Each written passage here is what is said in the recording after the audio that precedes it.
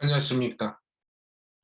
지난 시간에는 영어의 패션, 스페인어로는 파시오이라는 단어의 의미를 설명하면서 그것을 돈키호테라는 인물에 접목시켜 봤는데, 살아있다는 것은 열정과 고뇌가 동시에 작용하고 있다는 사실을 통해서 시골 노인으로 점점 꺼져가는 돈키호테가 사랑의 대상을 찾고 열정을 태우며 타인들이 볼 때는 미친 행동을 통해서 다시 생명의 물을 지폈다는 점을 말했고요.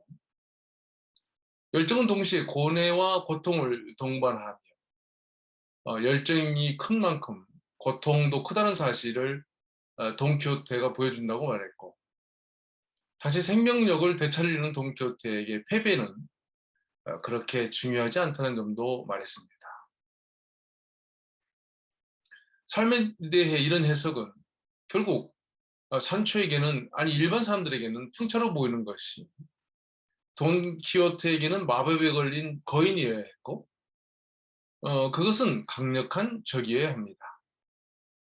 적이 강해야 상대에게 돌진하는 동추대의 열정도 강력해지기 때문이죠. 이번 시간은 이런 의미의 열정, 즉 파시온과 함께 그 앞에 꼼이 붙어있는 꼼파시온에 대해서 살펴볼까 합니다.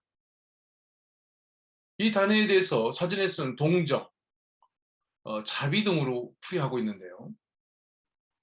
한편 꼼파시온을 의미한다는 동정이라는 단어가 불쌍한 상대에 대해 안 됐다는 마음이거나, 자비라는 것이 주로 종교적인 의미로 풀이되는 것이라면, 이 꼼파시온을 우리가 쉽게 이해할 수 있도록 하는 단어가 공감이라고 하는 게 더 적합하다고 생각하게 됩니다. 이 파시온과 꼼파시온이라는 개념에 대해서는 마침 우리에게 잘 알려진 소설가 밀란 쿤데라도 깊이 생각했던 것 같은데요. 그가 쓴 참을 수 없는 존재의 가벼움이라는 소설에서는 다음과 같은 대목이 있습니다.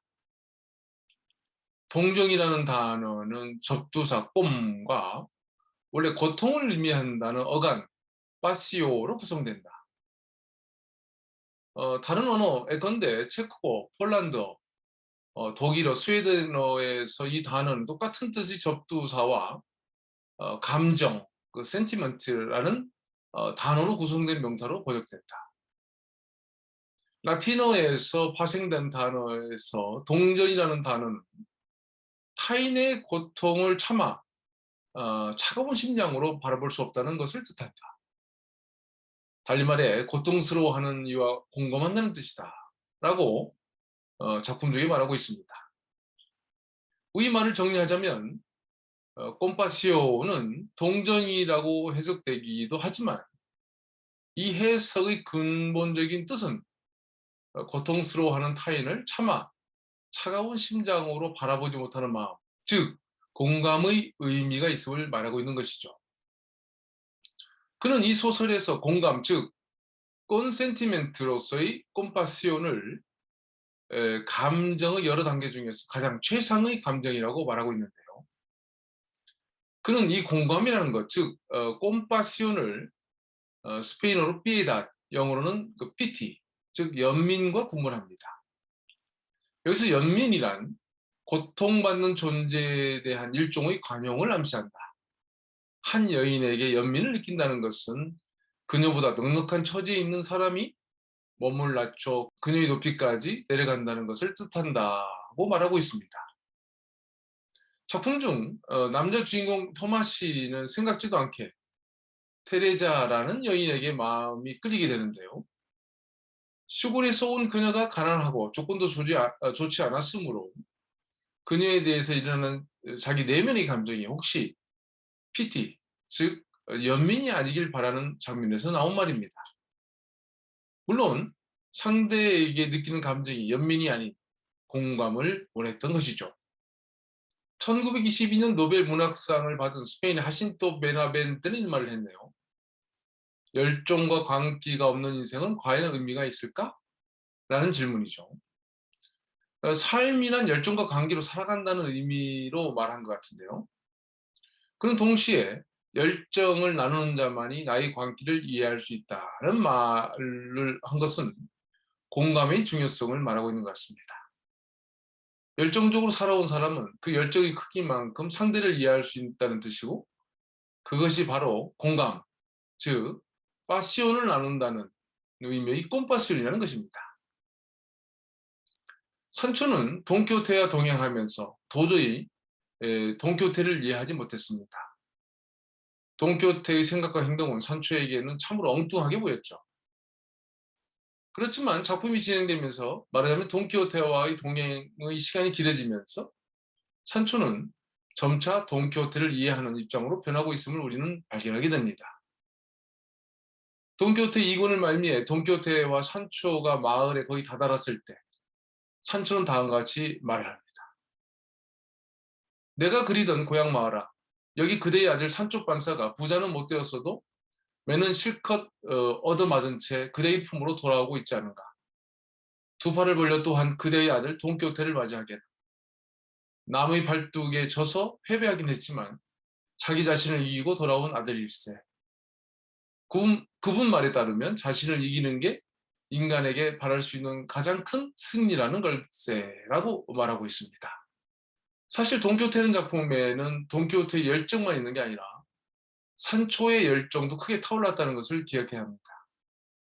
열정의 불을 살렸던 돈키호테의 고통과 고난도 있었지만은 가난을 벗어나서 부와 명예를 갈구했던 산초의 고통과 고난도 고스란히 그려져 있죠. 이런 차원에서 산초가 말한 우의 표현은 파시온, 즉 열정의 불을 크게 태웠던 산초와 돈키호테 간의 꼼파시온, 즉 공감의 단계라고 말할 수 있을 것 같습니다. 우리는 힘들다, 괴롭다는 말을 하면서 거기에 다른 사람은 아닌데 나만 괴롭다는 생각을 하게 되죠. 그러나 위에서 살펴본 바와 같이 살아있다는 것 자체는 열정이 있다는 것이고, 그 열정에는 고뇌가 함께 한다는 점을 인식한다면 그 고뇌와 고통이 사람마다 그 차이는 있겠지만 나만의 것이 아닌 모든 사람이 갖고 살아간다는 것을 알게 될 것입니다.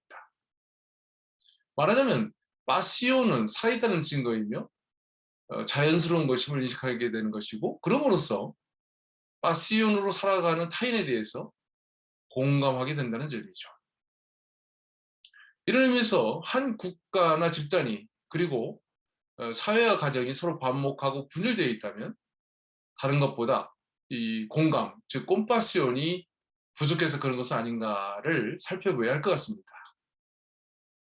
여러분이 알고 있는 신곡의 작가 단테가 살았던 이태리는 과거 로마 제국이 분리된 후 작은 소왕국으로 나뉘어진 바로 그 모습이었습니다. 과거 위대했던 로마의 영화를 꿈꿨지만 분열된 소왕국 간의 대결로 인해 통일은 전혀 이루어질 것 같지 않았고, 그 소용돌이 속에서 단테 역시 희생자였던 것입니다. 결국 그가 추구했던 위대한 로마, 통일된 이태리 꿈을 담아 쓴 책이 바로 꼼비비오입니다. 여기서 꼼비비오는 함께 살아간다는 의미니까 공존으로 해석되죠. 이 공존과 통일을 위해서 필요한 것이 바로 꼼파시온이었던 것입니다.